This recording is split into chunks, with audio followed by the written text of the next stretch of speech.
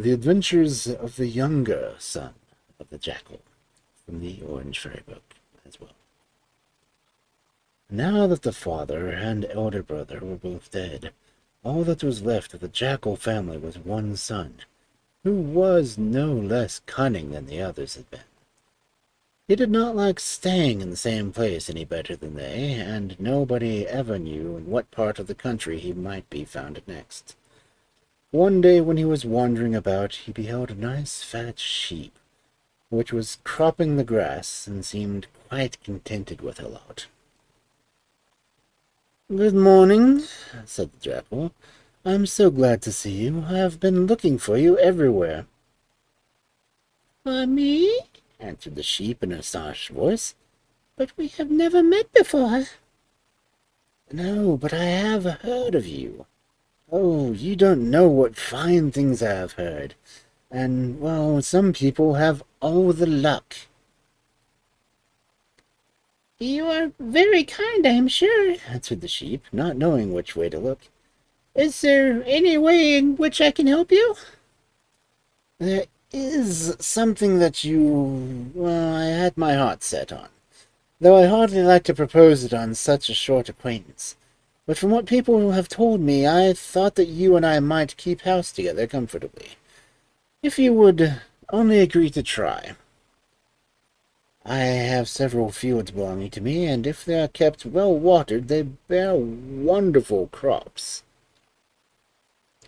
"Well, perhaps I might come for a short time," said the sheep, with a little hesitation.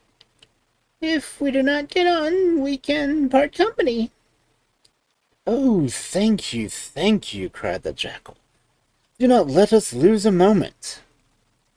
And he held out his paw in such an inviting manner that the sheep got up and trotted beside him until they reached home. "Now," said the Jackal, "you go to the well and fetch the water, and I will pour it into the trenches that run between the patches of corn." And he did so, he sang lustily. The work was very hard, and the sheep did not grumble, and by was regarded as seeing little green heads poking themselves out of the earth. After that hot sun ripened them quickly, and soon harvest was come, and the grain was cut, and the ground was ready for sale. When everything was complete, the Jackal said to the sheep, "Now let us divide it, so that we can each do what they like with their share." "Yes, you do it," answered the sheep.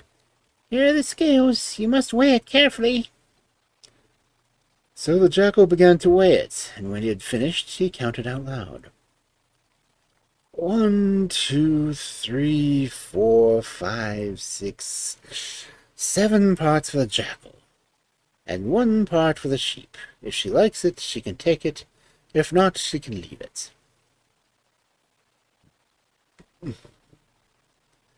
The sheep looked at the 2 heaps in silence, one so large and the other so small. And then she answered, "Wait a minute, while I fetch some sacks to carry away my share." But it was not sacks that the sheep wanted, for as soon as the Jackal could no longer see her, she set forth at her best pace to the home of the greyhound, where she arrived panting with haste she made.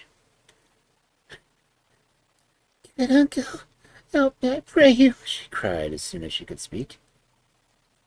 "Why, what is the matter?" asked the greyhound, looking up from astonishment.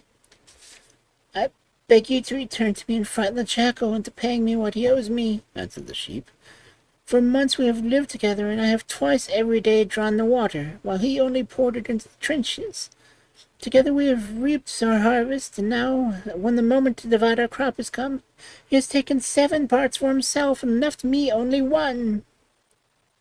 She finished, and giving herself a twist, passed her woolly tail across her eyes. While the greyhound watched her, he held his place. Then he said,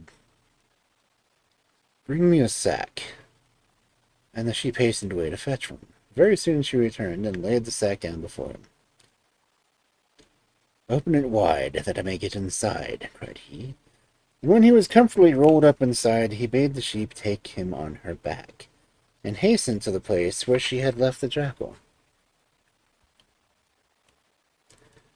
She found him waiting for her and pretending to be asleep, though she clearly saw him wink one of his eyes. However, she took no notice, and throwing the sack roughly to the ground, she exclaimed, "Now measure!"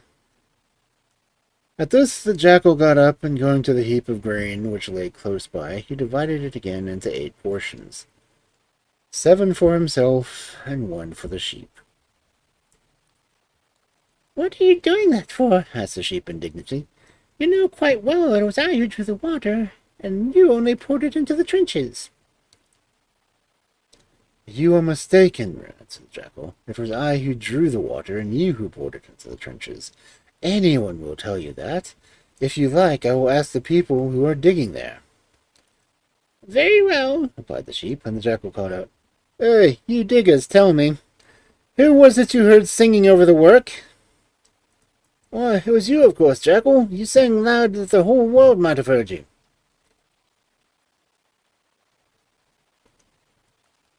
And who is it that sings, he who draws up the water and he who empties it? Oh, it is certain he who draws the water. You hear, said the jackal, turning to the sheep. Now come and carry away your portion, or else I shall take it for myself. "You have gotten the better of me," answered the sheep, "and I suppose I must confess myself beaten. But as I bear no malice, go and eat some of the dates that I have brought back in the sack." And the jackal, who loved dates, ran instantly back and tore open the mouth of the sack. But just as he was about to plunge in his nose, he saw 2 brown eyes calmly looking back at him. In an instant he had let fall the flap of the sack and bounded back where the sheep was standing. "I was only in fun, and you have brought back my uncle and a greyhound. Take away the sack, and we will make the division over again." And he began rearranging the heaps.